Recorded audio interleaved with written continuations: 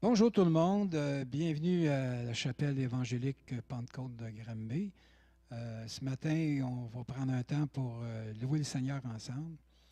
Il y a un verset que j'aimerais vous donner qui dirigeait un peu le temps de louange qu'on va faire. C'est dans le psaume 46, 11, ça dit Arrêtez et sachez que je suis Dieu, je domine sur les nations, je domine sur toute la terre. Je suis le maître de l'univers, l'Éternel qui est avec vous, et le Dieu de Jacob qui est pour vous une forteresse.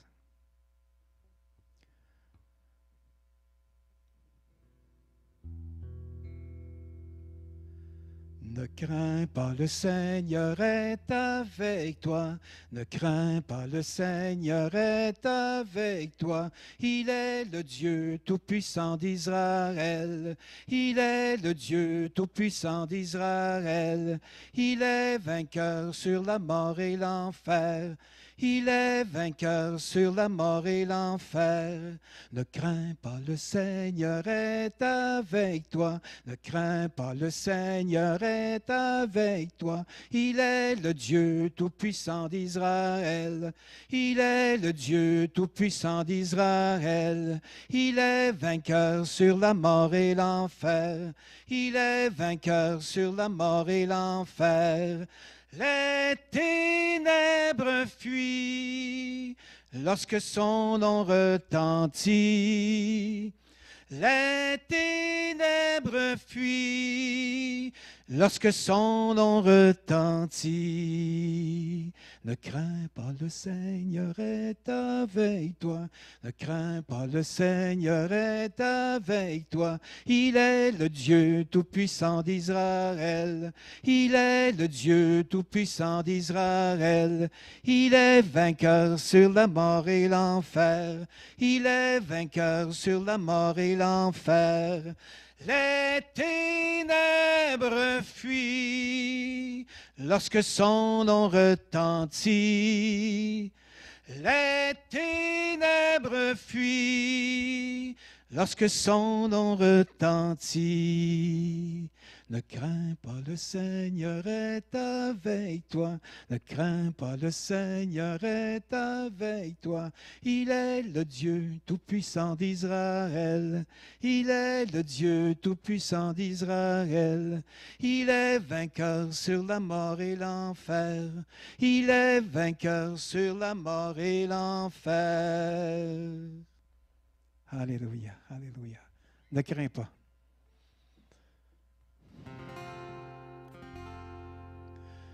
L'un compte sur les chevaux, l'autre sur les chars de guerre. Mais je me confierai dans le nom du Seigneur. Certains dans leur richesse, d'autres dans ce qu'ils possèdent. Mais je me confierai dans le nom du Seigneur.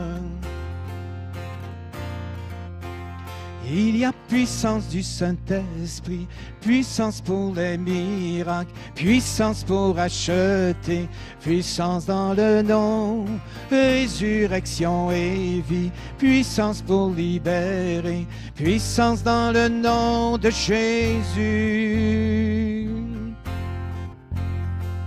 Certains dans leur sagesse, d'autres n'y verront que faiblesse, mais je me confierai dans le nom du Seigneur. Il y a puissance du Saint-Esprit, puissance pour les miracles, puissance pour acheter, puissance dans le nom, résurrection et vie, puissance pour libérer, puissance dans le nom de Jésus. Je lève les yeux vers les monts, les montagnes élevées. Tu es, d'où vient mon secours. Je lève les yeux vers celui qui a fait ciel et terre, tu es, d'où vient mon secours? Je lève les yeux vers les montagnes élevées.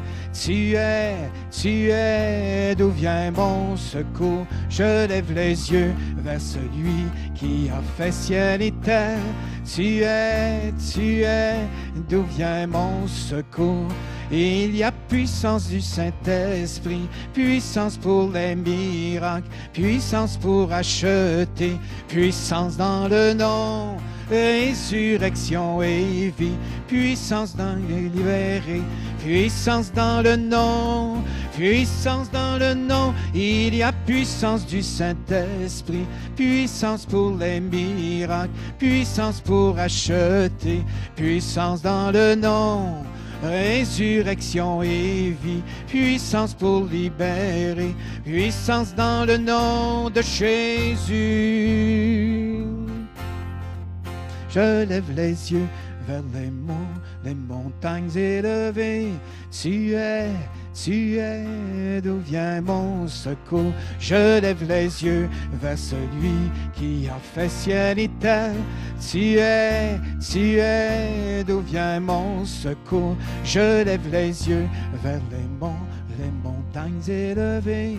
Tu es, d'où vient mon secours? Je lève les yeux vers celui qui a fait ciel et terre.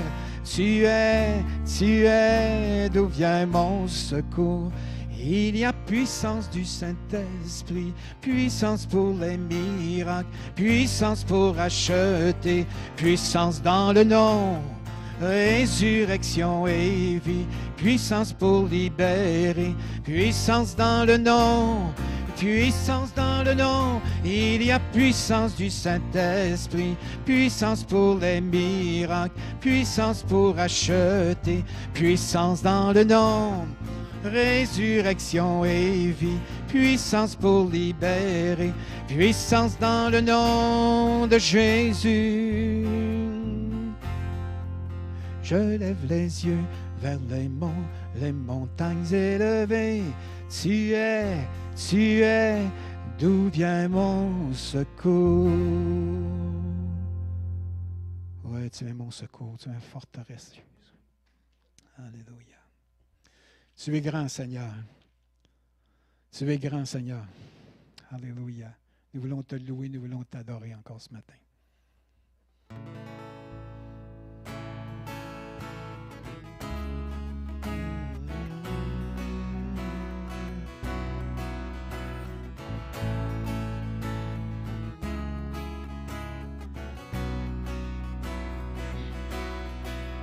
Tu es vie et amour, tu brilles dans les ténèbres, tu restaures, donnes espoir à tous les cœurs brisés. Dieu, tu es grand, c'est ton souffle en nous. Voici notre louange, c'est ton souffle en nous.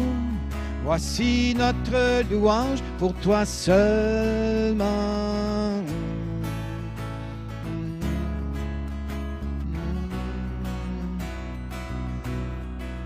Tu es vie et amour, tu brilles dans les ténèbres, tu restaures, donnes espoir à tous les cœurs brisés. Dieu, tu es grand, c'est ton souffle en nous. Voici notre louange, c'est ton souffle en nous. Voici notre louange pour toi seulement.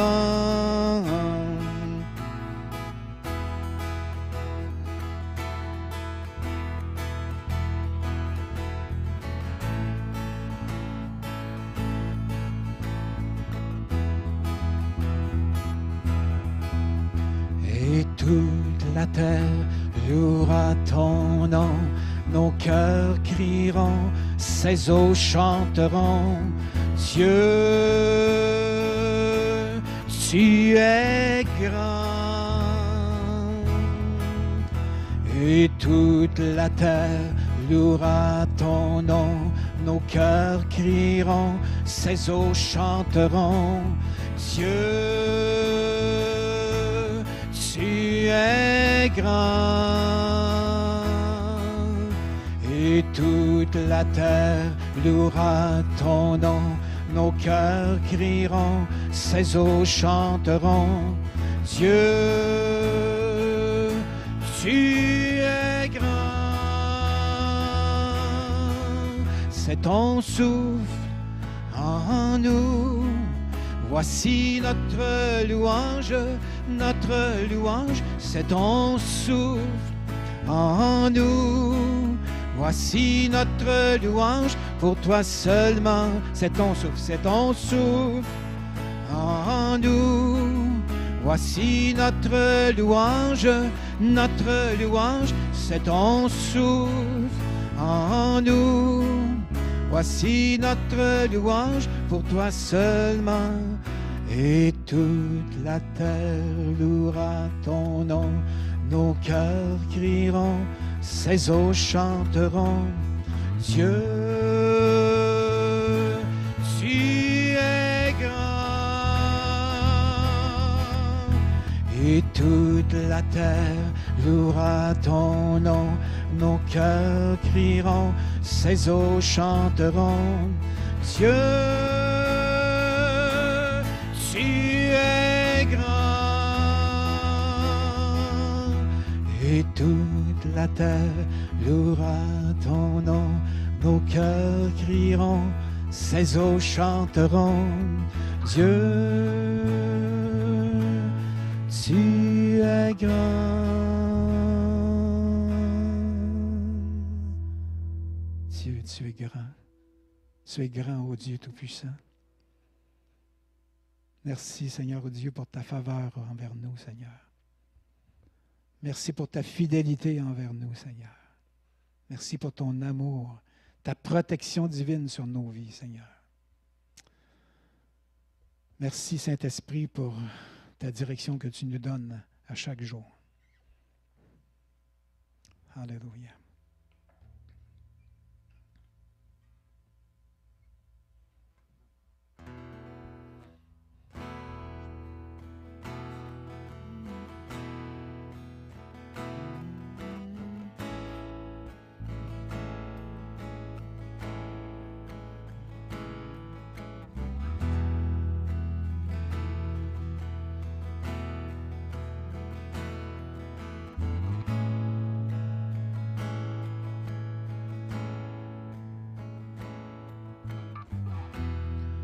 Tu es notre espoir, rien n'a plus de valeur, rien n'est aussi grand et rien n'est plus beau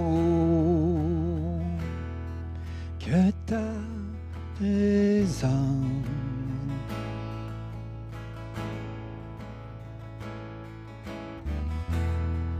J'ai vu, j'ai goûté l'amour le plus doux, mon cœur est enfin libre et ma honte disparaît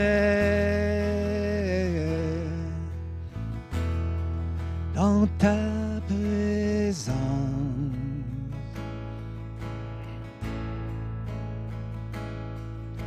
Saint-Esprit, tu es le bienvenu. Que ta présence vienne inonder ce lieu. Seigneur, nos cœurs soupirent après ta gloire. Oh, viens nous saisir par ta présence, ô Dieu.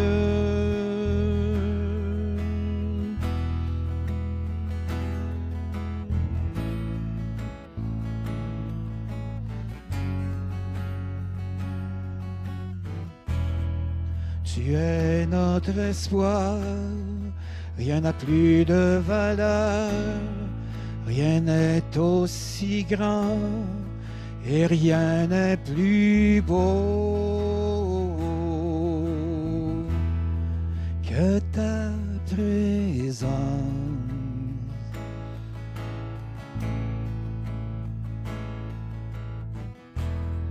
J'ai vu, j'ai goûté l'amour le plus doux. Mon cœur est enfin libre et ma honte disparaît. Dans ta présence, Saint-Esprit, tu es le bienvenu. Saint-Esprit, tu es le bienvenu. Que ta présence vienne inonder ce lieu. Seigneur, nos cœurs soupirent après ta gloire. Oh, viens nous saisir par ta présence, ô Dieu.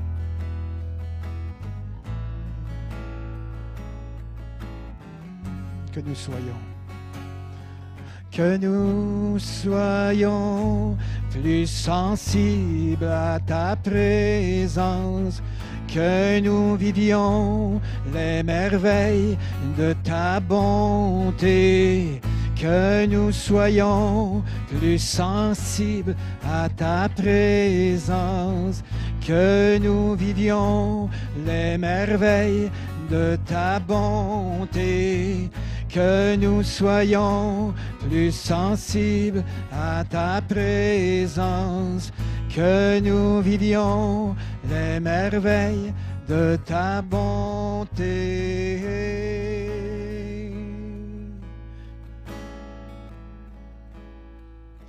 Saint-Esprit, tu es le bienvenu.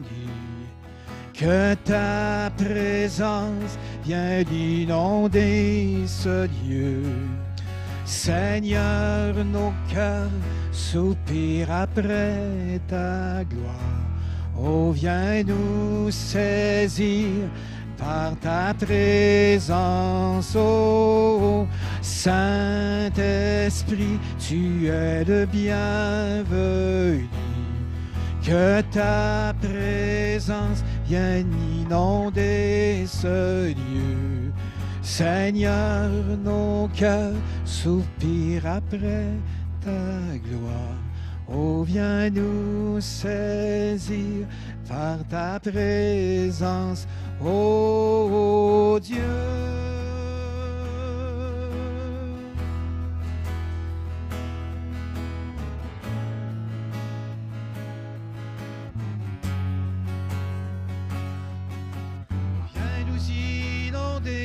De ta présence, ô Dieu. Alléluia. Saint-Esprit, tu es le bienvenu. Ta parole est vivante dans nos vies. Saint-Esprit, révèle-nous ta parole.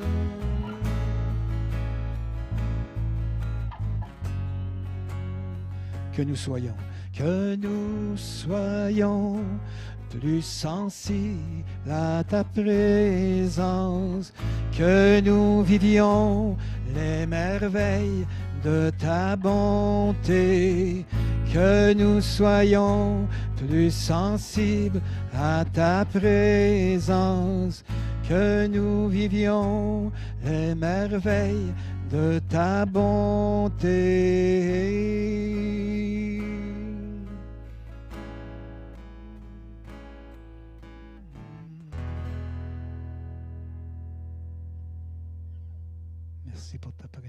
Dieu.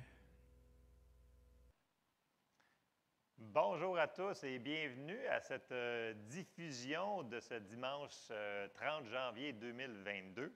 On est encore en YouTube, mais bonne nouvelle, dans 2 semaines, et oui, dans 2 semaines, nous allons être ici en présentiel, donc ça va être le 13. Donc, dimanche, le 13 février, on est ici dans l'Église. Alors, je vais vous contacter, tout le monde, pour les procédures, les ins and outs, là, des choses qu'il faut qu'on respecte pour revenir en présentiel. Mais c'est une bonne nouvelle. On recommence dans 2 semaines. Donc, c'est un rendez-vous à ne pas manquer. Pour les mercredis soirs, on a déjà commencé en réunion Teams, donc en télédiffusion, en genre FaceTime, si on peut dire.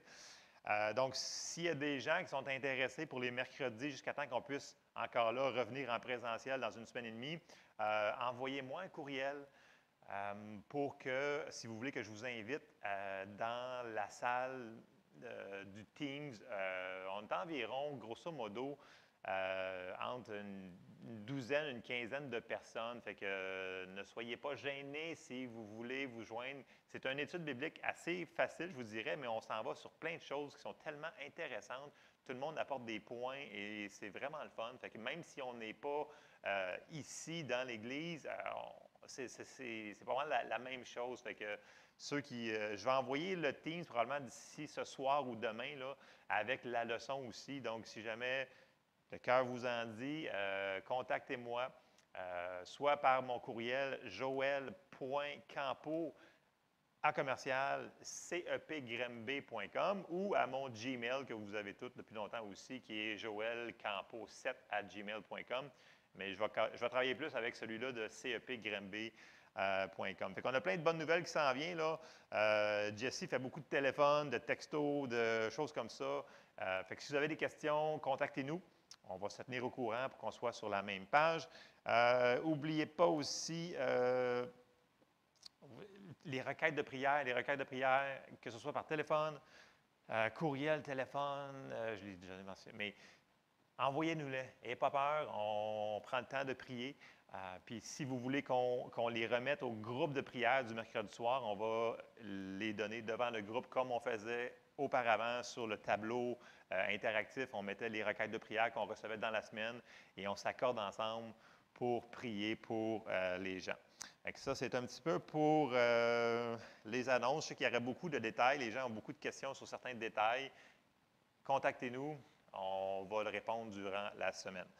Ça, c'est pour ça. Concernant les offrandes, vous savez, les offrandes, à chaque fois qu'on a l'opportunité d'investir dans le royaume de Dieu, c'est une opportunité aussi que Dieu puisse nous bénir en retour. On ne le fait pas pour ça, mais c'est le résultat qu'on le fasse. Donc, je vous invite ce matin, si vous avez dîmes, offrandes et aumônes, on a toujours par virement Interac, qui est l'adresse courriel qui est don@cepgrimb.com. Pour ceux qui viennent les porter par enveloppe, c'est excellent aussi. Donc, ce qui est le plus facile pour tous, comme on fait depuis le début. Donc, comme je vous dis, c'est à chaque fois qu'on sème dans le royaume de Dieu, il se passe quelque chose, Dieu nous bénit en retour.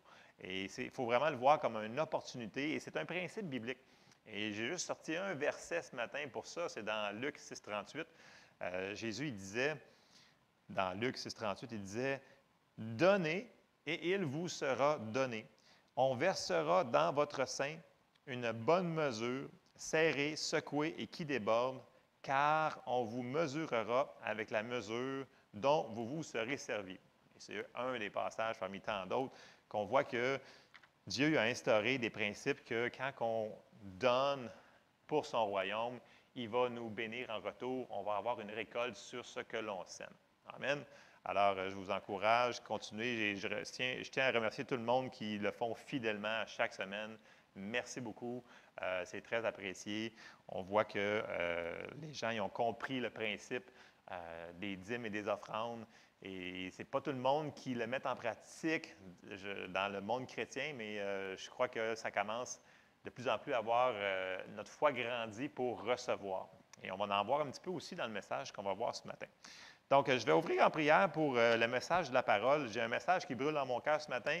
Comme je disais tantôt à Denis, j'ai dit, je l'ai fini cette nuit parce que c'est cette nuit que je l'ai fini de le recevoir, de le percevoir. Et on va voir où est-ce que ça va nous apporter ce message-là ce matin. Alors, je vais ouvrir en prière. Seigneur, je te remercie parce que tu es vivant, tu es notre Dieu qui prend soin de nous tout le temps. Tu nous parles, tu nous diriges et tu nous instruis, Seigneur. Je te prie, Seigneur, que cette parole devienne révélation dans nos cœurs. Aide-nous à comprendre et à la mettre en application, Seigneur. Je te demande ton aide dans le nom de Jésus. Amen. Donc, nous avions vu la dernière fois que j'étais avec vous, il y a 2 semaines, on avait vu Paul, on avait vu comment que il travaillait avec Dieu par l'aide du Saint-Esprit. Donc, on voyait qu'il y avait une relation de travail, tu sais, dans le sens que Paul, il faisait la parole, il allait partout pour prêcher la bonne nouvelle, mais quand le Saint-Esprit disait « va là », bien, il allait là. Puis quand il dit « va pas là », il n'y allait pas. Donc, on avait parlé que nous devons toujours mettre la parole de Dieu en premier et ensuite la direction du Saint-Esprit pour finaliser le restant des détails. Parce que dans la parole de Dieu, Dieu nous a dit tellement de choses et c'est ce qu'on doit mettre en pratique. Mais est-ce qu'il y a un endroit dans la parole de Dieu qui vous dit « tu dois marier telle personne » ou « tu dois aller travailler à tel travail » ou à tel endroit ou faire...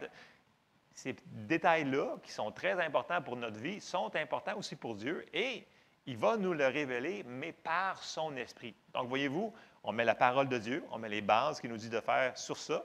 Et quand il y a d'autres choses à rajouter, c'est par l'intermédiaire de son Saint-Esprit qui va nous le révéler. Et ça, c'est un principe qu'on a vu et la plupart des gens comprennent très bien. Et une des choses qu'on va embarquer ce matin, c'est que Dieu, il veut que l'on fasse, qu'on travaille avec lui par, comme j'ai dit encore, sa parole, bien entendu, par son esprit, mais lorsqu'il va nous parler, lorsqu'on va comprendre, on va lire sa parole, on va la comprendre, il veut qu'on la mette en pratique. Et là, on va parler d'une chose qui n'est pas tellement populaire des fois, parce que les gens disent, « c'est peut-être plus pour aujourd'hui », mais c'est vraiment biblique, et c'est l'obéissance. L'obéissance à ce que Dieu nous a dit dans sa parole écrite et l'obéissance à ce que Dieu va nous dire dans notre esprit par ce que nous, on va comprendre, ce qu'il va nous dire. Et je vais faire une parenthèse ici, là. Dieu nous parle quasiment tout le temps par son esprit. Ce n'est pas une voix audible. Écoutez, ça se peut que ça vous arrive dans votre vie, là, que vous entendez la voix audible de Dieu. Là. Moi, ça ne m'est jamais arrivé, je crois. En tout cas, il m'a déjà parlé fort, je crois, mais c'était dans mon esprit. Je ne l'ai pas entendu de fait. Donc, c'est important qu'on soit sensible dans notre esprit. Et une des clés pour ça, c'est si quand Dieu nous parle par son esprit, quand on est obéissant à faire ce qu'il nous demande de faire, on devient de plus en plus sensible à entendre sa voix. C'est comme un entraînement, un exercice. Plus qu'on entend, plus qu'on le fait, plus que c'est facile à entendre sa voix. C'est la même chose pour mettre sa parole en application. Si on se dit, bien écoute, je veux la mettre en application, bien on a plus de révélations et on comprend plus. C'est de lumière en lumière, de révélation en révélation. Et ça, c'est un principe qu'il faut qu'on... Je sais qu'on le comprend dans notre tête, mais il faut vraiment qu'on le comprenne de notre cœur et qu'on le mette en application. Donc, c'est sur ça qu'on va travailler ce matin. Et on va commencer par des versets. Puis là, vous allez voir ce que je vais dire sur plusieurs passages. Les gens vont me dire, bien, coudonc, ça semble être facile. Ça semble être facile, mais il faut se mettre en contexte des gens qu'on va voir aussi que ça semble être facile, mais ce n'est pas toujours facile d'obéir quand on ne comprend pas tout. Et là, je me devance, mais on va commencer par des passages. On s'en va dans Ésaïe 1. Donc, chapitre 1, Ésaïe, et au verset 19. Bon, ce matin, j'ai tout mis dans la Louis II. Je vais juste faire quelques petites parenthèses. Là. Ésaïe 1, 19, ça nous dit « Si vous avez de la bonne volonté et si vous êtes docile, vous mangerez les meilleures productions du pays. » Alors, il y a un « si » au début de la phrase. Dieu nous dit, si vous avez la bonne volonté et si vous êtes docile, vous mangerez les meilleures productions du pays. Ça veut dire que si on ne le fait pas, on ne mangera pas les meilleures productions du pays. OK? Dans la Bible du Sommeur, le mot il est mieux traduit sur celui-là. Ça nous dit, vous ne l'aurez pas sur votre écran, mais ça dit, si vous vous décidez à m'obéir, vous mangerez les meilleurs produits du pays. Donc, on voit le mot obéir, c'est vraiment le mot ici qui est utilisé. Et dans les Bibles anglaises, c'est toujours obéissance. Dans la Amplified ou dans la King James, ça dit si vous êtes, ça dit if you're willing and obedient. Donc, si vous êtes bien disposé et obéissant, vous mangerez les meilleurs produits de la terre. Willing, donc être bien disposé et obéissant. Donc, on parle d'obéissance et d'être bien disposé. Quand Dieu va nous parler par sa parole, par son esprit, est-ce qu'on va obéir, même si on a juste une partie de ce qu'il faut qu'on fasse? Parce que voyez-vous, notre vie chrétienne, on marche un pas à la fois. On n'a pas tout ce qui va se passer dans le 10e pas, le 100e pas, le 1000e pas en avant de nous, mais on a un pas à faire. Puis souvent, on s'arrête en disant, bien écoute, vu que je ne sais pas le 10e pas, bien, je ne serai pas le prochain. C'est pas comme ça que Dieu veut qu'on fonctionne. Il dit, fais ce que je te demande de faire, fais le prochain pas, tu as juste un petit pas que je te demande à faire, fais-le. Et quand on le fait, il y a plein d'autres choses qui s'ouvrent devant nous. Et c'est ça qu'on va regarder. Est-ce qu'on va lui faire confiance? Parce que c'est souvent ça l'obéissance. L'obéissance, c'est des fois, c'est qu'on sait qu'il faut qu'on fasse quelque chose, mais des fois, on ne comprend pas tout. Puis, est-ce qu'on va lui faire confiance? Un autre passage, c'est dans Proverbe 3, au verset 5 et 6, qui nous dit « Confie-toi en l'Éternel de tout ton cœur et ne t'appuie pas sur ta sagesse. Reconnais-le dans toutes tes voies et il aplanira tes sentiers. » Dieu nous dit « Écoute, confie-toi en moi, là. Je sais que tu es super intelligent, mais l'intelligence de Dieu est plus haute que ça. Fait que des fois, il va falloir vraiment qu'on décide, OK, il ne faut pas que je m'appuie sur ma sagesse, il faut que je m'appuie vraiment sur l'Éternel de tout mon cœur. Parce que des fois, notre tête ne comprendra pas, mais notre cœur va savoir quoi faire. Et c'est là qu'il faut qu'on fasse la décision d'obéir. Si Dieu nous dirige, nous demande de faire quelque chose, c'est pour notre bien. Dieu nous aime, Dieu est amour, Dieu veut tellement nous aider dans toutes les circonstances de nos vies, les grandes, les petites, les choses qu'on semble banales. Il veut nous aider.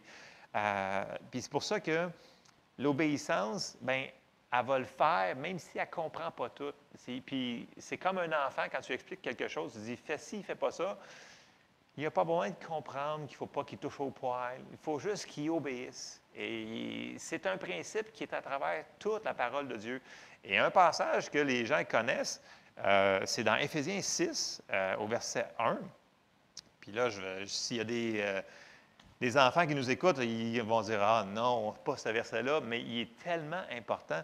C'est Éphésiens 6, on commence au verset 1 qui nous dit « Enfants, obéissez à vos parents, selon le Seigneur, car cela est juste. » Mais là, on continue, ça va s'améliorer là. « Honore ton père et ta mère, c'est le premier commandement avec une promesse, afin que tu sois heureux et que tu vives longtemps sur la terre. » Et ça, c'est une promesse que Dieu a donnée. Fait que si les enfants respectent, honorent, font ce que leurs parents leur disent de faire, ils vont être heureux et vivre longtemps sur la terre. D'autres traductions vont dire bénis. Donc, il y a une protection quand les enfants vont honorer leur père et leur mère. Et ça, moi, je peux vous le dire, quand j'ai été adolescent, oui, je savais qu'il fallait que j'écoute mes parents, mais je ne savais même pas qu'il y avait ce passage-là dans la Bible. J'avais lu ma Bible, mais je ne l'avais jamais retenu. Et malheureusement, j'ai vraiment désobéi souvent et je me suis vraiment fait des choses que je veux que personne passe au travers parce que on n'est pas obligé d'apprendre par expérience. On peut juste voir les autres se faire mal, puis toi, tu peux juste voir, ah, OK, ça, c'est à ne pas faire. Donc, on n'est pas obligé de l'apprendre par expérience. Fait que là, je parle à tout le monde, dans le sens que ça s'applique aux enfants, mais ça s'applique à nous autres qui est rendus parents ou plus vieux. Si Dieu nous demande de faire quelque chose, on n'a pas besoin de tout comprendre pour le mettre en application. C'est ça c'est ça la vraie obéissance. Et, tu sais, comme je vous dis, moi, dans mon adolescence, je m'avais éloigné de Dieu. J'aurais tellement aimé ça, connaître ce verset-là, là, puis bon, je l'aurais-tu mis en application? Du moins, ça m'aurait aidé, ça c'est sûr. Mais c'est vraiment un bouclier de protection de rester sur la parole de Dieu. Ça l'amène une protection phénoménale parce que si on obéit à la parole, Dieu va nous amener dans les meilleurs sentiers et on ne se retrouvera pas dans les endroits qu'on ne doit pas être. Donc, être au bon moment, au bon endroit, dans la volonté de Dieu, c'est l'endroit la plus sécuritaire, la plus bénissante, la plus heureuse qu'on peut vivre sur la terre. Donc, c'est super important. Bon. Dieu, il veut qu'on lui fasse confiance et non qu'on lui donne des excuses. Si on s'en va dans 1 Samuel 15, 22, et là, c'est bien entendu après que Saül, il a désobéi, puis là, ben, il a fait à sa tête, puis il ne voulait pas écouter ce que Dieu lui avait dit par le prophète Samuel, et il a décidé qu'au lieu de faire ce qu'il avait dit de faire, je vais faire mon affaire, je vais faire des sacrifices à Dieu, puis là, on s'en va dans 1 Samuel 15, 22, il dit, Samuel dit, « L'Éternel trouve-t-il du plaisir dans les holocaustes et les sacrifices comme dans l'obéissance à la voix de l'Éternel? Voici, l'obéissance vaut mieux que les sacrifices et l'observation de sa parole vaut mieux que la graisse des béliers. » Puis on voit, si on continue dans ce passage-là, Saül, en désobéissant, il a tout perdu. Mais c'est sûr qu'il a désobéi à maintes et maintes et maintes reprises. Puis à un moment donné, c'était comme la dernière goutte. C'est comme, tu veux désobéir, tu ne veux pas écouter la parole, bien, il va t'arriver telle chose. Et c'est ce qui est arrivé. Il a tout perdu, littéralement. Sa famille, le royaume, tout. Ses enfants sont morts, tout est arrivé. Et c'est un peu le principe que je veux regarder ce matin. L'obéissance à la voix de l'Éternel. Donc, que ce soit la voix de l'Éternel par l'écriture qu'on a là-dedans ou la voix de l'Éternel que l'on va percevoir par une parole prophétique ou directement ce que notre esprit va percevoir, que le Saint-Esprit va nous parler, est-ce qu'on va être obéissant à cette voix-là? Et, tu sais, souvent, ça va arriver, en tout cas, vous l'avez probablement vécu comme moi, on a des fois une direction, pour exemple, il me semble qu'il faudrait que je prie présentement. Tu sais, on a des fois j'appelle ça un leading, une direction, puis là, on sait que, il me semble que je prierais présentement. Puis là, supposons qu'on est en train de faire quelque chose d'autre. Parce que des fois, Dieu va nous parler, il va nous dire de faire des choses, mais ça ne sera pas tout le temps dans notre horaire au meilleur moment. Avez-vous remarqué ça? Des fois, vous êtes en train de faire quelque chose, comme vous êtes en train de faire votre ménage, vous êtes en train d'écouter une émission de télévision, puis là, ce n'est pas dans votre horaire, puis là, bien là, Seigneur, je vais le faire tantôt. Mais, puis là, puis en plus, je vais le faire tantôt, puis je vais prier 2 fois plus tantôt. Mais ce n'est pas ça que le Seigneur, il veut. Il dit, si il nous fait la direction du Saint-Esprit, puis il dit, regarde, va prier, soyons obéissants, puis allons prier quand il nous le demande de le faire. Et ça, quand on fait ça, c'est là que les choses commencent à se déboucher. Et vous allez voir qu'il y a des portes qui semblent être fermées là, puis que ça n'avait aucun rapport à ce que vous faisiez, puis ça va s'ouvrir. Et ça, c'est une relation qu'on doit entretenir avec Dieu.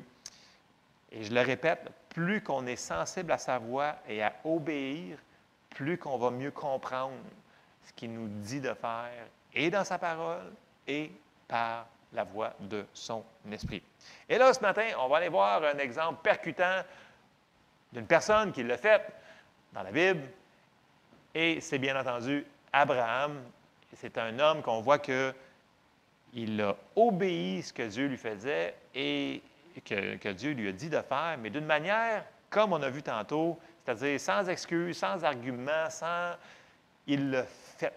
Et on va commencer dans les passages, vous allez voir ce que je veux dire. Genèse 12, Et au verset 1, on a dit tantôt, quelqu'un qui est, le passage qu'on a commencé, c'était dans l'Amplified, c'était « si vous êtes disposé ». Donc, si on est « willing » et « obéissant ». Et on va voir, c'est ça qu'Abraham a fait. Donc, Genèse 12, ça nous dit « L'Éternel dit à Abraham », donc il n'avait pas encore changé son nom, « Va-t'en de ton pays, de ta patrie et de la maison de ton père dans le pays que je te montrerai. Je ferai de toi une grande nation, je te bénirai, je rendrai ton nom grand et tu seras une source de bénédiction. Je bénirai ceux qui te béniront et je maudirai ceux qui te maudiront. Et toutes les familles de la terre seront bénies en toi. » Abraham partit, comme l'Éternel le lui avait dit, et Lot partit avec lui. Abraham était âgé de 75 ans lorsqu'il sortit de Charan. Bon, j'arrête là, je retourne en arrière.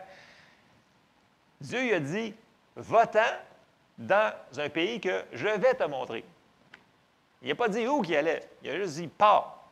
Puis, mais que tu es parti, tu sauras où est-ce que tu t'en vas. Ça, pour faire ça, ça prend de l'obéissance. Peut-être qu'Abraham, il avait plein d'affaires de cédulés cette semaine-là. Je ne sais pas ce qu'il faisait, mais c'est sûr que ça prend quelqu'un qui a un caractère qui va dire, OK, je ne comprends pas, mais je vais le faire pareil. Et on voit qu'il l'a fait tout de suite parce que ça dit, tout de suite au début du verset 4, Abraham partit comme l'Éternel le lui avait dit ou demandé. Donc, il a tout de suite obéi. Donc, on voit qu'il était prompt à agir et il a obéi. Est-ce qu'il a raisonné? C'est ça que les gens se disent, ouais, mais c'était facile, Abraham, il pouvait partir. C'est jamais facile, l'obéissance en tant que telle. Il avait le choix, il aurait pu commencer à raisonner. Bien, je suis bien chez nous, là. Pourquoi il veut m'envoyer là-bas? Là? Pourquoi ci, pourquoi ça? Là, les pourquoi, là, tu sais, quand on a dit tantôt, ne t'appuie pas sur ta sagesse. Si on commence à vouloir trouver des excuses, vous allez en trouver des excuses. Mais si on veut que Dieu fasse quelque chose avec notre vie puis nous amène à la place qu'il faut qu'on soit, il va falloir qu'on soit obéissant, même si on n'a pas tout compris. OK? Ça s'appelle marcher par la foi. On marche par la foi. Chaque pas d'obéissance va nous apporter plus loin dans les plans que Dieu a pour notre vie. Donc, c'est un pas à la fois. Et là, si on avance, Genèse 15, verset 1, après ces événements, là, on voit que, c'est sûr que je passe beaucoup de chapitres là, pour avancer. Là, Abraham, il continue, il s'établit, il est dans tel terrain. Puis là, on arrive à Genèse 15. Après ces événements, la parole de l'Éternel fut adressée à Abraham dans une vision. Et il dit, « Abraham, ne crains point, je suis ton bouclier et ta récompense sera très grande. » Abraham répondit, « Seigneur éternel, que me donneras-tu? Je m'en vais sans enfant et l'héritier de ma maison, c'est Éliézer de Damas. » Et Abraham dit, « Voici, tu ne m'as pas donné de postérité, et celui qui est né dans ma maison sera mon héritier. » Verset 4, là, l'Éternel lui donne une promesse. Il dit, « Alors la parole de l'Éternel lui fut adressée ainsi. Ce n'est pas lui qui sera ton héritier, mais c'est celui qui sortira de tes entrailles qui sera ton héritier. » Et après l'avoir conduit dehors, il dit, « Regarde vers le ciel et compte les étoiles. Si tu peux les compter, et il lui dit, « Telle sera ta postérité. » Verset 6, Abraham eut confiance en Dieu qui lui imputa à justice. Donc, on voit que en faisant confiance, ça l'a plu à Dieu, puis ça l'a justifié Abraham. Et là, il a donné une promesse. Il a dit, « Écoute, ça va être celui-là qui va sortir de tes entrailles. » Puis pour l'aider dans sa marche de foi, dans son obéissance, il a donné un genre de signe, si on peut dire. Il dit, « Regarde, il dit, le soir, là, quand tu vas sortir dehors de ta tente, là, regarde les étoiles, puis compte-les. Si tu peux les compter, là, c'est la quantité d'enfants que tu vas avoir qui va sortir de toi. » Donc, quand il y a un moment plus dur dans notre vie, Dieu souvent nous a donné des paroles prophétiques, des choses comme ça qu'on peut s'accrocher puis dire, hey, c'est vrai, Dieu il m'a dit ça. Fait que là, on regarde les étoiles comme Abraham y a fait et on s'accroche à la promesse qu'il nous a donnée. Parce que dans le naturel, c'était impossible. Il avait passé l'âge, on n'ira pas tous ces versets-là, mais vous le connaissez. Abraham avait passé l'âge, Sarah avait passé l'âge d'avoir des enfants. C'était fini. Dans le naturel, il n'y avait aucune chose. Mais Abraham, il obéissait un pas à la fois, un pas à la fois, un pas à la fois. Puis là, il était rendu qu'il avait la foi pour que cette promesse-là, elle arrive. Et ça a été par son obéissance. Il aurait pu raisonner. Il ne l'a pas fait. Je suis sûr qu'il l'a pensé. Mais il a agi quand même. Donc, puis on avait vu qu'une des définitions de la foi, c'est croire que ce que Dieu nous dit est vrai. Donc, on voit la relation de confiance là-dedans. Puis là, on avance, puis là, Abraham, il fait plein de choses, puis là, il combat des rois, il devient très riche. Et on arrive à Genèse 21, et au verset 1, et ça nous dit, l'Éternel se souvint de ce qu'il avait dit à Sarah, et l'Éternel accomplit pour Sarah ce qu'il avait promis. Sarah devint enceinte et elle enfanta un fils à Abraham dans sa vieillesse au temps fixé dont Dieu lui avait parlé. Abraham donna le nom d'Isaac au fils qui lui était né, que Sarah lui avait enfanté. Donc là, voyez-vous, il est encore plus loin dans le plan parfait de Dieu. Dieu voulait le bénir et on voit que Dieu y a accompli sa promesse. Et là, on continue. Abraham, il va continuer à marcher. Il devient de plus en plus riche. Isaac, il grandit. Puis là, ça va de mieux en mieux son affaire. Fait qu'Abraham, même qu'à un moment donné, Dieu descend pour Sodome et Gomorrhe. Puis là, il parle en passant à Abraham. Puis là, Abraham intercède. Donc, on voit qu'ils sont rendus avec une relation plus intime qu'au début. Tu sais, c'est vraiment, on voit que Dieu, Abraham, il dit, « Qui suis-je pour moi intercéder avec là? » Tu sais, mais pourquoi que Dieu il a laissé faire ça? Parce qu'il voulait lui parler. Il cherchait en réalité quelqu'un qui pouvait intercéder, sinon il n'aurait pas parlé. Là. Donc, il avait confiance qu'Abraham il allait intercéder pour ces gens-là. Et on sait qu'Abraham il a intercédé pour Sodome et Gomorrhe, et là, il se passe plein de choses. Et là, on arrive, après toutes ces années-là, la foi à Abraham, elle a grandi, là, parce qu'il a vu plusieurs promesses s'accomplir dans sa vie. Et là, on arrive au test ultime de sa foi, je vous dirais. On est rendu dans Genèse 22 et au verset 1. Après ces choses, Dieu mit Abraham à l'épreuve et lui dit, « Abraham, et il répondit, « Me voici. » Dieu dit, « Prends ton fils, ton unique, celui que tu aimes. » Tu sais, il prend la peine d'y dire, « Écoute, c'est ton unique, je le sais. C'est celui que tu aimes, je le sais. » Il s'appelle en plus Isaac. Il dit, « Va-t'en au pays de Moridja, et offre-le en holocauste sur l'une des montagnes que je te dirai. » Et là, théoriquement, dans le naturel, verset 3, ça serait « Seigneur, pourquoi? » Non. Regardez le verset 3. Abraham se leva de bon matin. Il y a d'autres traditions qui disent « Abraham se leva tôt le matin. » Donc, Dieu il a dit quoi? Le lendemain matin, de bonne heure, il n'a pas procrastiné, il n'a pas obstiné, il a fait « Abraham se leva de bon matin. » Sella son âne et prit avec lui 2 serviteurs et son fils, Isaac. Il fendit du bois pour l'holocauste et partit pour aller au lieu que Dieu lui avait dit. Bon, on sait que donner son fils, c'est une figure que Dieu a faite avec Jésus, toutes ces choses-là. Pensez-vous qu'Abraham comprenait toutes ces choses-là? Il n'avait aucune idée de ce que Dieu était en train de faire. Mais il a obéi pareil. Puis tu sais, quand que Dieu nous parle, puis qu'on sait qu'on a compris sa voix, ce n'est pas le temps de faire un comité puis d'appeler tous les gens. Tu sais, il aurait pu appeler tous ses amis puis dire, écoute, il faut qu'on fasse un comité. Est-ce que je devrais vraiment faire telle chose? Non.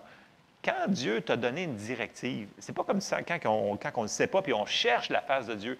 Mais là, il avait déjà reçu la directive. C'est plus le temps de demander l'avis à tout le monde. C'est le temps de faire quoi? C'est le temps d'obéir. Et c'est pas le temps de dire, ah, ben là, il faut que je pense, puis là, j'avais quelque chose de prévu, puis en plus, ben, tu sais, c'est Isaac, tu sais, c'est comme... Non. À un moment donné, il faut décider si on le fait oui ou non. Et c'est pour ça qu'il s'est rendu jusque-là. C'est pour ça qu'il a choisi Abraham, parce qu'il savait que son cœur était bien disposé. Et c'est ça qu'il veut que Dieu fasse avec nous.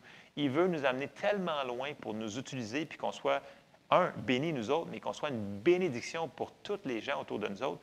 Mais pour ça, il va falloir qu'on obéisse, même si on ne comprend pas tout le plan. Et on continue.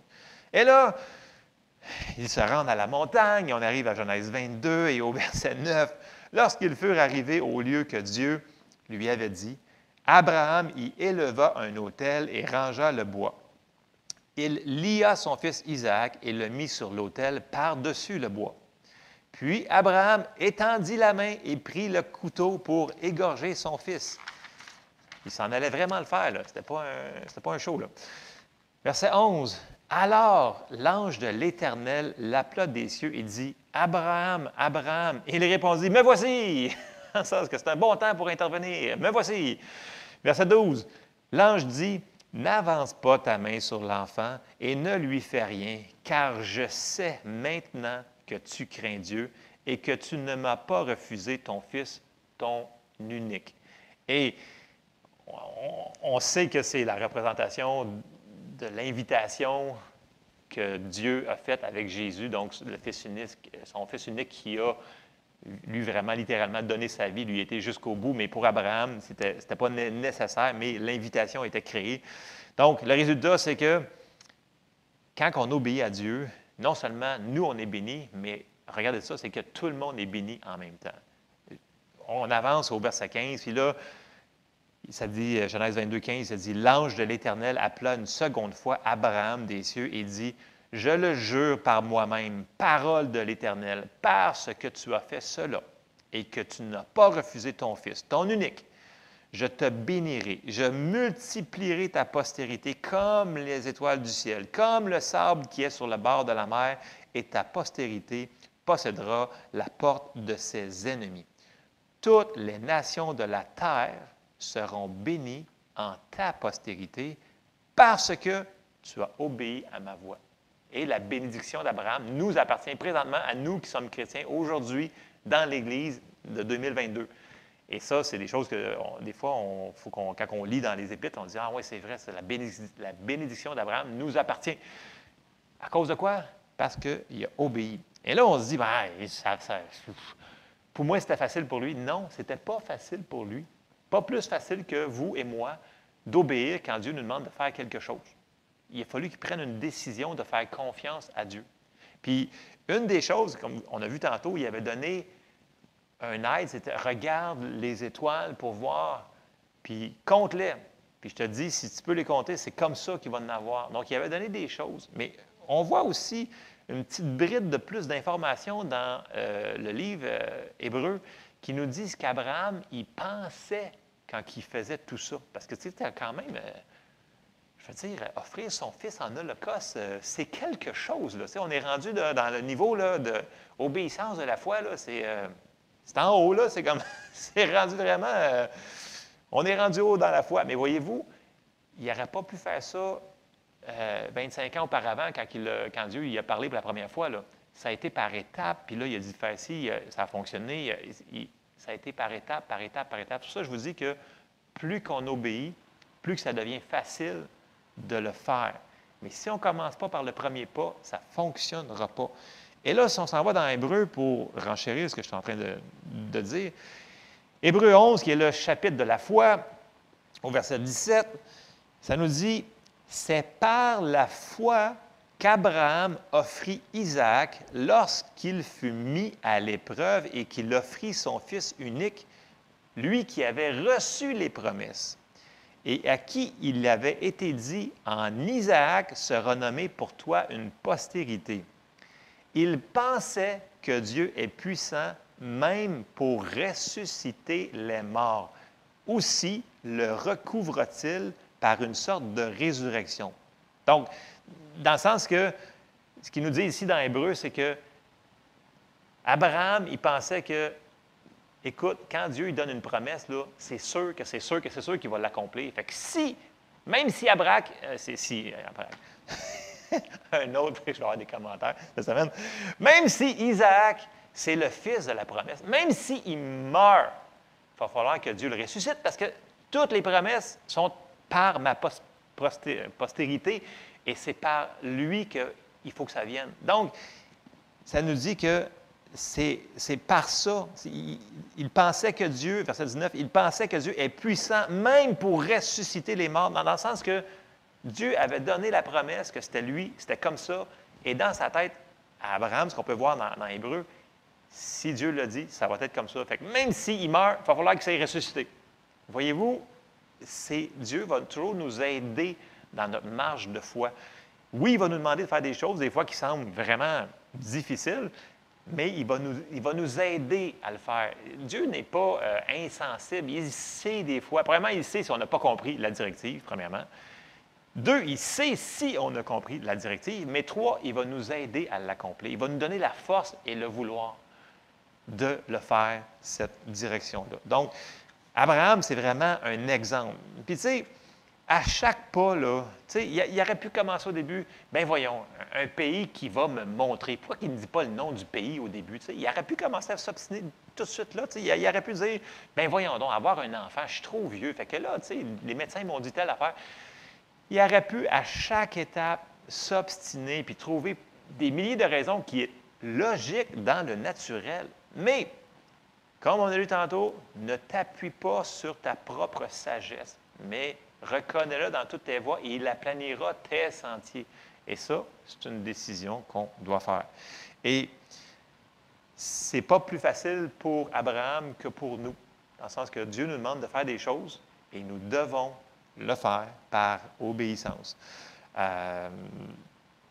Et souvenez-vous qu'à chaque fois qu'il nous demande de faire quelque chose, c'est jamais pour nous torturer, nous enlever quelque chose. Dieu, c'est un Dieu d'amour, il nous aime. C'est parce qu'il veut nous...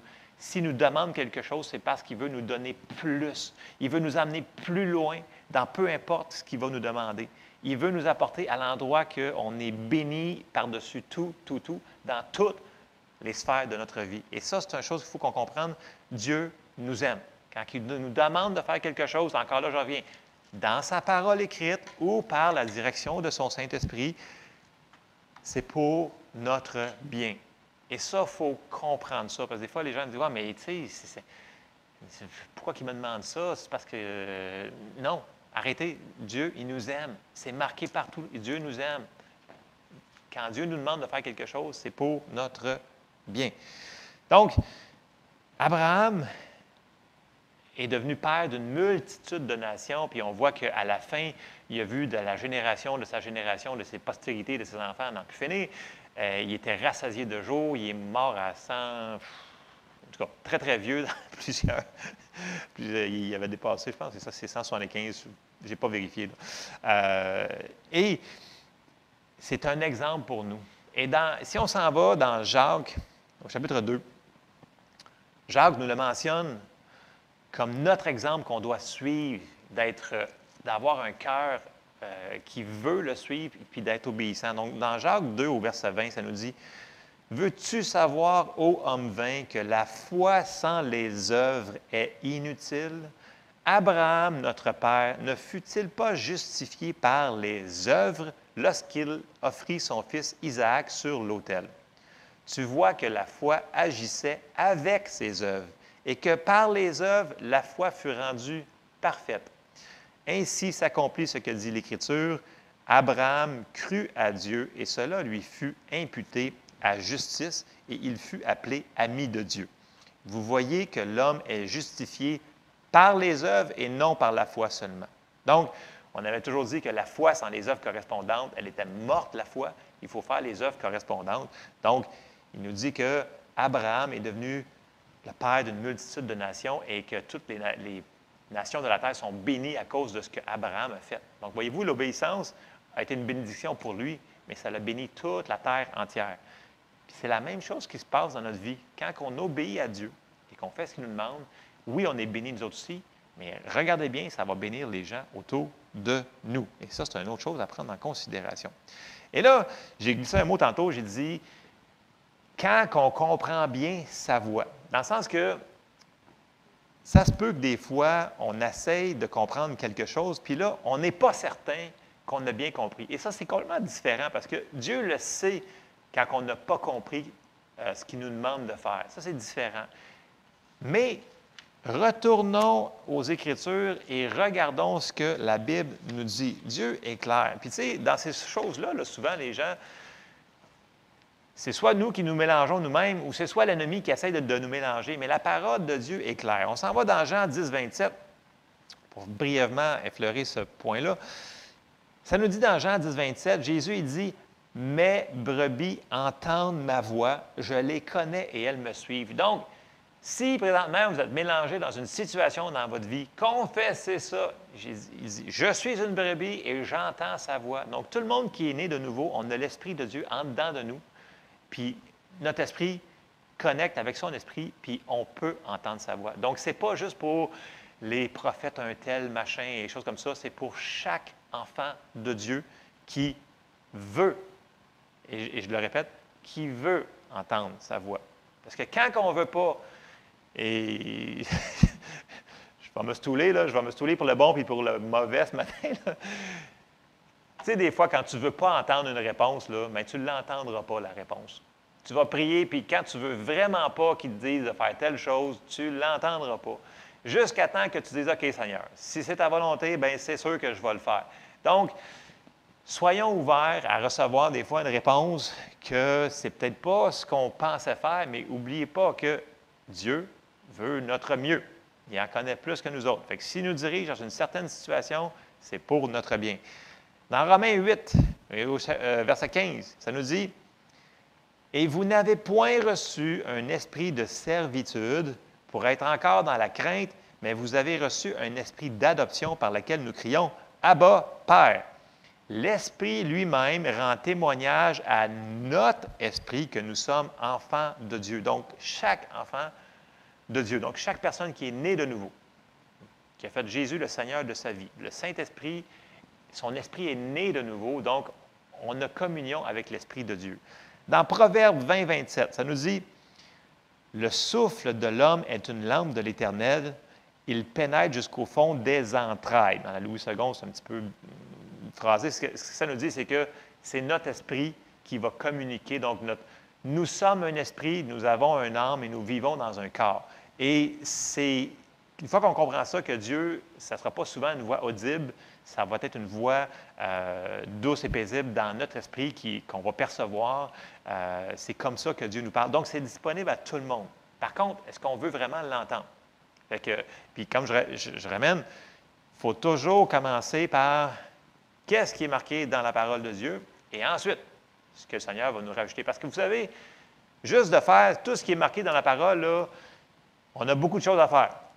Dans plein de circonstances, la parole nous dit beaucoup de choses à faire. Mais pour finaliser les détails ou comment la finir de la mettre en application, ça prend le ministère du Saint-Esprit. Donc, la parole et ensuite des choses à nous dire. Puis là, je vais vous donner certains exemples que moi, j'ai vécu. J'en ai pris quelques-uns au travers des années pour vous montrer comment que Dieu nous dirige. Donc, moi, je suis sorti de l'Église environ, je pense, à l'âge de 11 ans ou 12 ans. Puis après ça, bien entendu, je n'allais pas à l'Église. Je me suis éloigné. Donc, je suis revenu au Seigneur vers l'âge de 19 ans. Et vers 19 ans, là, j'ai commencé à relire ma Bible. J'avais vraiment cette faim, cette soif tu sais, quand tu reviens au Seigneur, tu as goûté au monde, tu ne veux plus rien savoir. Dans le sens que tu veux vraiment connaître Dieu puis connaître sa parole. Puis là, j'ai commencé à comprendre des choses que je n'ai jamais compris. J'ai commencé à écouter des enseignants à la télévision, puis là, ils me disaient des choses. Je dis, bien, voyons donc, ça a l'air tellement vrai ce qu'ils disent. Puis là, j'allais voir, puis il y avait tellement de passages pour appuyer ce qu'ils me disaient. Je dis, bien, c'est vrai. Puis là, moi, je soulignais les passages, puis quand je le savais, je le mettais en application. Puis là, j'ai commencé à grandir. Là, j'étais à la maison, j'écoutais ces enseignements-là, je soulignais dans ma Bible, là, je demandais leur publication, leur revue, puis là, je regardais leur enseignement. Puis là, j'ai commencé à grandir, puis là, je le voyais, telle chose, bien, il faut que je le fasse, parce que c'est marqué dans la Bible. Puis là, je le voyais, puis là, je grandissais. Puis là, à un moment donné, ils ont parlé sur la dîme. Puis là, ils me donnent des versets. Puis là, l'autre enseignant parle sur la dîme. Mais je commence à donner ma dîme, parce que c'est marqué. J'avais un cœur, j'avais goûté au monde, mais là, je ne voulais plus du monde, je voulais Dieu. Puis là, je voyais que c'était dans la Bible, bien, je l'ai fait. Pas par pas, étape par étape, j'ai commencé à grandir. Mais là, après environ 1 an et demi de ça, ces enseignements-là, des enseignants, il y avait plein d'enseignants, c'est sûr qu'on recule dans les années 90, là, OK? Début 90, j'avais 19 ans. Et là, il commence à dire, vous devez aller dans une église locale. Puis là, il sortait des versets, que c'était biblique, de s'assembler ensemble, et etc. Et ça, c'était quelque chose que j'ai comme... Moi, on va en écouter un autre, cette journée-là. Puis là, ça donnait que, par hasard, tous les enseignements, les gens se sont mis à enseigner quasiment dans leur message. Ils inséraient, n'oubliez pas, là, vous devez vous implanter dans une église locale, c'est super important, c'est ce que la parole de Dieu nous enseigne. Et si vous voulez continuer dans votre vie chrétienne, vous devez, c'est ça qui est... Là, j'étais comme, c'est un complot. Là. Parce que moi, je ne voulais pas l'entendre, ça. Je ne voulais pas l'entendre pour plusieurs raisons, parce que quand j'étais tout petit, j'ai vu des choses dans l'Église qui n'étaient vraiment pas jolies. Et comme la plupart des gens qui se passent dans l'Église, ça se peut qu'il arrive des choses qui... C'est pas le fun, mais il est arrivé des choses dans l'Église, ça a blessé des gens, des choses comme ça. Moi, je l'ai vu en étant jeune, puis je ne voulais pas retourner à l'Église, puis j'étais bien à la maison.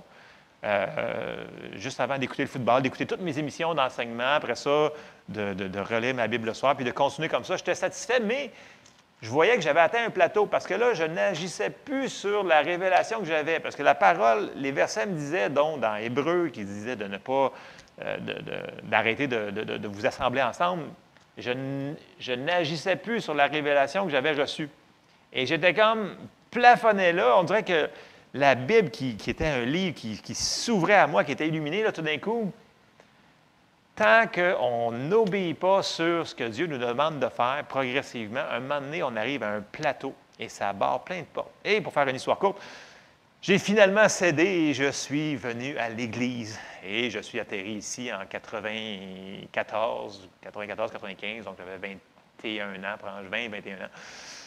Et je savais que fallait que je m'implante dans une église locale. Et à partir de ça, il y a plein de choses qui, bien entendu, qui s'est ouvert, qui s'est amené à d'autres choses, à d'autres choses, à d'autres choses. Voyez-vous, c'est de révélation en révélation. Mais il fallait que je mette la parole de Dieu en application. Et j'ai obéi. Je me suis obstiné longtemps à ne pas le faire. Je pense que ça a pris plusieurs mois avant que je mette ça en application. Mais j'ai fini par le faire. Je n'ai pas dit que ça allait être facile, parce que, voyez-vous, moi, je ne comprenais pas pourquoi c'était dans la Bible, cette affaire-là. Mais si Dieu l'a dit que c'était comme ça que ça doit être, bien, c'est comme ça que c'est. Et je n'avais pas besoin de tout comprendre. Là, on comprend plus tard. Mais si Dieu nous demande de faire quelque chose, c'est pour notre bien. Ce n'est pas pour nous enlever quelque chose ou nous brimer. Et ça, c'est un point qu'on doit comprendre. Donc ça, c'est le premier exemple que je vous donne ce matin sur moi. Après ça, il y a quelques années, parce que là, je parle d'être dirigé par la parole, mais aussi par la direction du Saint-Esprit. Et là, j'écoute plusieurs ministères, et je soutiens plusieurs ministères. Bon, je donne ma dîme à l'Église locale et je supporte par mes offrandes plusieurs ministères que j'ai à cœur de supporter. Donc, je fais la parenthèse ici. Ma dîme, elle vient ici. Après ça, mes offrandes, je les envoie ailleurs. Bon. Et il y avait un ministère que j'aime tellement, puis que ça fait pas si longtemps que ça. Puis là, j'avais à cœur de donner, mais tu sais, je veux dire, à un moment donné, si tu donnes à tous les ministères que tu connais, bien, tu n'auras plus d'argent. Donc, il faut être dirigé aussi là-dedans. Puis là, tout d'un coup, il y avait un projet que ce ministère-là faisait, puis il faisait une levée de fonds. Il n'était pas obligé, là, comme je vous dis. C'était...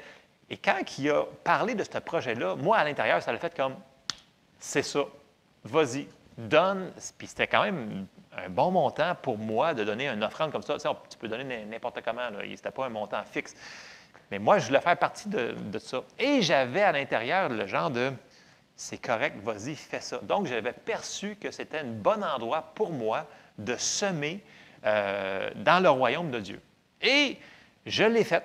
J'ai attendu quelques semaines parce que là, je me dis, c'est-tu vraiment toi, Seigneur, vraiment? Parce que, tu sais, je veux dire, si on donne tout notre argent, tu sais. Et là, quand j'ai vu vraiment que c'était paisible, c'était ça, j'ai dit, parfait, good, yes sir. Fait que je sème cet argent-là. Et, c'est pas un hasard, là. Environ, je vous dirais, 2 semaines et quelques choses plus tard, on a reçu une bénédiction financière de plusieurs milliers de dollars. Et je le savais dans mon esprit que c'était lié à la semence que j'avais semée. J'avais la récolte de ce que j'avais fait. Voyez-vous, je l'avais fait sous la direction de l'Esprit de Dieu. J'avais contre-vérifié, j'avais la paix. Et quand on fait ce que le Seigneur nous demande de faire sous sa direction, ça a toujours des résultats. Et là, je l'ai vu, c'est arrivé. Et donc, c'est pour ça que je vous dis, on n'a pas toujours besoin d'avoir la direction pour semer, je vais le rephraser. C'est bon de demander à Dieu, Seigneur, où est-ce que tu veux que je sème l'argent dans le royaume? Donc, il faut être diligent de chercher la face de Dieu continuellement. OK? Mais Dieu ne nous le dira pas tout le temps. Mais quand on a une direction comme ça, de faire telle chose, là, je vous parle d'une chose financière, mais ça peut être d'autres choses, là. Si le Seigneur y est là-dedans, fiez-vous à moi, si on obéit, même si on ne comprend pas, il va y avoir des portes qui vont s'ouvrir, des bénédictions qui vont arriver. Et ça, c'est un autre exemple. Comme je vous dis, que ce soit par la parole écrite, je suis redondant, mais il faut le comprendre, et par la direction de son Saint-Esprit, nous devons obéir et ça va faire des résultats. Je vous donne un dernier récit qui m'est arrivé récemment. Donc, c'est au mois d'août de cet été.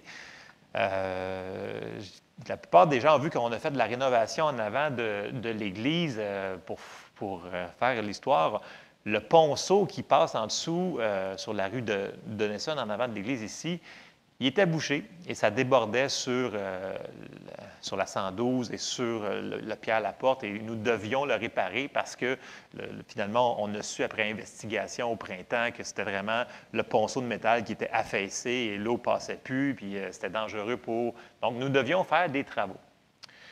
Et là, on avait prévu un excavateur et on avait un contrat et une semaine avant que l'excavateur vienne faire ça, j'arrive ici à l'église, je vous dis ça pour une raison, parce que suivez-moi, là. Vous allez voir que des fois, on ne comprendra pas tout, mais nous devons obéir dans les petites choses. Et là, j'arrive le matin à l'église vers 9 h ici, et j'avais une journée vraiment bien remplie. Tu sais, là, mon horaire était... Là, je devais... D'ailleurs, j'étais tellement pressé, j'arrive ici, je me stationne en avant, je ne vais même pas dans un stationnement sur le côté. En avant, j'ouvre la porte, je viens chercher les papiers dans mon bureau. Et là, j'arrive pour partir, puis ça me dit en dedans, reste à l'église. Là, je fais comme, reste à l'église. Et là, je perçois ça. Ce n'est pas une voix audible, c'est vraiment une perception, une direction que j'ai dans mon esprit. Fait que là, je prends mes papiers, je ferme la porte du bureau, je m'en vais vers la porte pour sortir, puis reste à l'église. Là, je fais comme, reste à l'église. Ça ne fit vraiment pas dans mon horaire, là, mais vraiment, vraiment pas dans mon horaire. Et je dis, écoute, c'est ça que j'ai à cœur. Fait que je rentre dans mon bureau, puis je dis, Seigneur, montre-moi. Fait que je commence à prier en langue. Mais là, j'ai des choses à faire dans ma journée, comprenez? Mais, puis, c'est une petite voix. Hein? Quand le Seigneur nous parle, c'est dans notre cœur, c'est doux et léger, mais c'est paisible. Et j'ai décidé d'obéir. Et là, je commence, je m'assis, je prie en langue. Puis là, après 15 minutes, je dis, Seigneur, tu sais, là, aujourd'hui, il faut que je fasse telle chose, puis telle chose, tu sais, là, ça fait 15 minutes, là. Mais j'avais encore, reste à l'église. Je continue, je prie en langue, je prie en langue. 15 minutes plus tard, hey, Seigneur, tu sais, en passant, là, tu sais, là, le temps avance, il faut que j'aille en plus au bureau de poste, puis il faut que j'aille faire telle affaire. Puis... Je continue. Je me rends jusqu'à 10 h, et tout à coup, à 10 h, c'est comme, c'est correct, va. Là, je fais, d'accord, je ramasse toutes mes affaires, j'arrive, j'embarque dans mon auto, et là, je vois qui arrive sur le côté de la rue, le boulevard Robert ici, je vois 3 camions de la ville de Granby qui arrivent, avec 3 individus qui sortent. Puis là, ils s'en vont sur le terrain, puis là, je fais comme, hey, ils sont sur le terrain, qu'est-ce qu'ils font là? Puis là, je vois qu'ils parlent. Puis là, en dedans, je sais que, comme je perçois qu'ils sont là pour les travaux, puis fait que je m'en vais les voir. Je dis, hey, bonjour, moi c'est Joël, puis je m'introduis. Et là, il commence à me parler, ouais, il dit, là, on a des problèmes. Il dit, là, on connecte l'école là-bas, puis là, votre ponceau ne sera pas assez gros, fait que vous allez devoir faire une autre soumission, puis faire des tuyaux plus gros, puis des choses comme ça. Je fais comme, ah oui, bon, bien, c'est parce que c'est plate, parce que, je veux dire, le monsieur qui vient faire la soumission, bien, on était à 3 jours. Il venait faire les travaux le lundi prochain. Fait que là, je leur dis ça. Fait que là, la personne parce que je voyais qu'il y avait une discussion entre eux autres. Il y en avait un qui, vraiment, il n'était pas content de ce que l'ingénieur il disait. Il dit, écoute, si on fait ça, s'ils font ça, il n'y aura pas assez de débit d'eau à cause qu'on connecte une école plus loin qui va amener l'eau là, puis ça va finir qu'on va se retrouver dans le trouble sur le connecteur là-bas. Puis là, je fais comme, nous autres, on a quoi à faire là-dedans? Bien, il dit, vous devez grossir votre tuyau. Bien, j'ai dit, bien là, j'ai dit, nous autres, on a une soumission pour environ 6 500 $. Le tuyau, il est de telle grosseur, il creuse à telle profondeur. On a 125 pieds environ à faire. J'ai dit, nous autres, ça va nous coûter plus cher. J'ai dit, c'est pas vraiment. J'ai dit, fait que là, je leur pose la question. Puis, voyez-vous, il y a une manière que le Seigneur y agit. Dieu ne voudra pas qu'on soit arrogant avec les gens. Il va vouloir qu'on travaille avec les gens. Tout ce que je leur ai dit, j'ai parlé à l'ingénieur, je lui ai dit, bien, écoutez, je comprends votre point, je vois que vous avez un problème, que nous, ça passe sur notre terrain, le fossé appartient à la ville, mais nous autres, on veut que ça soit renchaussé. Ce n'est pas vraiment à nous d'assumer ces coûts-là parce que vous décidez de rajouter de l'eau dans ce fossé-là. Puis là, l'ingénieur, il me regarde et dit, bien, effectivement, je comprends ton point. Il dit, ouais, écoutez, je vous reviens là-dessus dans l'après-midi, je vais en parler à mon directeur, puis je vous reviens là-dessus. Ça reste comme ça. Fait que là, moi, puis là, je pars d'avoir parlé de ça, puis je suis en totale paix, je suis dans la joie, je suis comme tout heureux, puis là, je m'en vais faire mes affaires. Et Dieu, dans sa miséricorde, toutes les choses que j'avais à faire se sont réglées en l'espace d'une... Écoutez, à 1h30, j'avais fini ma journée, j'avais tout fait, même les choses que j'avais à faire le lendemain matin. Ça s'est réglé dans le sens que même si j'ai coupé mon horaire le matin pour faire ce que Dieu me demandait de faire, c'est-à-dire d'être là, dans le sens que il fallait que je sois là pour parler à ces gens-là pour la suite que je vais vous conter, être au bon endroit, au bon moment, au bon moment. Alors là, le lendemain matin, j'ai la réponse de la personne qui est en charge de ça, puis il dit, écoutez, j'en ai parlé avec mon directeur, puis effectivement, vu que ce n'est pas à vous d'assumer cette chose-là, nous allons faire les travaux à nos frais. Je dis, tout? Il dit, tout. Il dit, donc c'est la ville qui va excaver plus creux, qui va fournir le matériel, qui va tout faire. Nous autres, tout ce qui nous reste à faire, c'est de remettre le gazon et l'asphalte. Et là, moi, je m'avais informé parce que le contremaître était là, le contremaître de la ville. J'ai dit, écoute, là, nous autres, on avait une soumission à environ 6002 ou 6005. Il faudrait que je demande à Marc c'était combien exactement. Puis là, il me dit, écoute, il dit, tuyau comme ça, cette profondeur-là, attends-toi là, que c'est environ 100 $ le pied linéaire minimum. Et là, je calcule rapidement, 125 pieds fois 100 $, on est à 12 500 $, à part des taxes. Je dis, ouf, ça fait que c'est... Mais j'avais la paix. Et quand le lendemain, cet ingénieur-là m'a contacté pour me dire, M. Campeau, il dit, c'est la ville qui va faire les travaux. Là, je fais comme, wow, merci Seigneur que tu es bon. Et là, j'ai dit, envoie-moi ça par courriel. Je ne veux pas juste envoyer ça par téléphone. Là, que ce soit parfait, il m'envoie un courriel, tout le kit. Et pour faire une histoire courte, la ville a assumé le coût de tous ces travaux-là. Nous, ce qu'on a fait, c'est qu'on a mis la tourbe par-dessus et l'asphalte, bien entendu. Donc, on a sauvé une dizaine de milliers de dollars. Pourquoi? Parce que Dieu voulait bénir l'Église. On donne la dîme sur tout ce qu'on reçoit ici. On donne notre dîme. Donc, Dieu a la bénédiction sur cette assemblée-là. Et tout ce qu'il voulait ce matin-là, c'est utiliser quelqu'un qui était disponible, de le déranger dans son horaire, super importante, pour pouvoir faire quelque chose. Comme je vous dis tantôt, je le répète, quand on obéit nous autres-mêmes, ça bénit les gens autour de nous. Et je l'avais conté un petit peu cette histoire-là en bref à quelques personnes, mais je ne l'avais pas compté au complet. Puis, voyez-vous, là, j'aurais tellement pu facilement dire, écoute, je perçois ça, mais ça n'a aucun bon sens dans le sens que j'ai trop d'affaires à faire, je le mets de côté et on passe à d'autres choses, puis on continue. Mais, voyez-vous, d'année en année, on apprend à être plus sensible, puis à un moment donné, quand on n'est pas sûr, on fait, oups, on arrête, puis on dit, Seigneur, c'est vraiment toi, ça? Puis là, on prend le temps de contre-vérifier. Et voyez-vous, Seigneur, dans sa miséricorde, il m'a utilisé pour que je sois là, pour pouvoir parler à ces gens-là. Sinon, on aurait eu vraiment une soumission à refaire et à payer. Et puis même en plus, on a pu briser le contrat avec l'autre entrepreneur qui était supposé de faire les travaux avec un plus petit finalement, sans aucune pénalité. Le monsieur dit, écoute, on est tellement occupé. Il dit, ça fait mon affaire, c'est pas de problème, dans le sens que quand Dieu est dans la situation, là, enlevez-vous du chemin. Faites juste faire ce qu'il vous demande de faire, puis laissez-les agir. OK? Donc, ça revient à une question d'obéissance. Donc, je vais vous montrer différents exemples.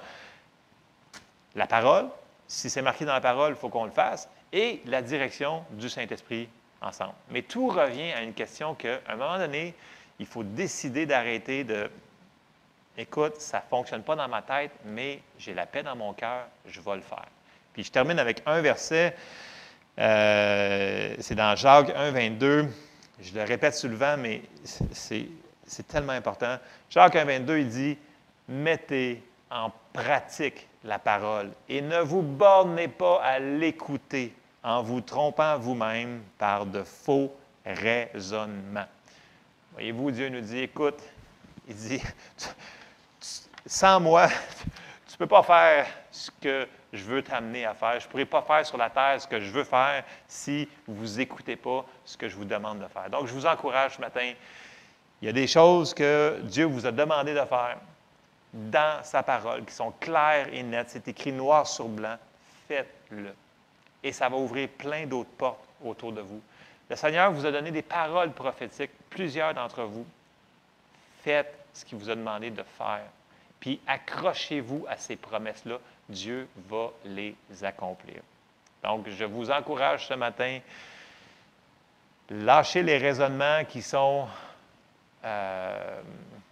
lâchez les raisonnements, confions-nous en Dieu et Dieu va faire un chemin devant nous. Amen. Alors, Seigneur, je te remercie parce que tu nous aimes tellement, Seigneur, puis tu veux nous bénir, nous diriger en toutes circonstances.